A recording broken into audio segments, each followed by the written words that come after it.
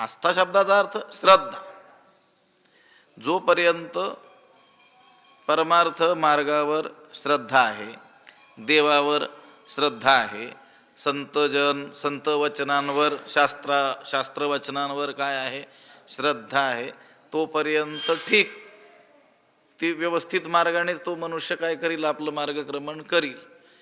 पण ती जी आस्था बुद्धी आहे ती जर आड मार्गाला लागली, म्हणजे दुसरीकडंच भलत्याच वाटेला जर ती आस्था बुद्धी लागली, आव्हाटली म्हणजे आड मार्गाला जर ती लागली, म्हणजे इच्छा आणि ज्ञान हे दोन जर आड मार्गाला लागले, म्हणजे भलत्याच गोष्टींची इच्छा दुसऱ्याच गोष्टी जाणून घेण्यामध्ये स्वारस्य वाटू लागलं. जसं आता आपण ज्ञानेश्वरीचं चिंतन करतो, अनेक सज्जन लोक सद्ग्रंथांचं काय करतात, चिंतन करतात, त्या माध्यमातून परमेश्वराच्या स्वरूपाला जाणण्याचा काय करतो, आपण प्रयत्न करतो.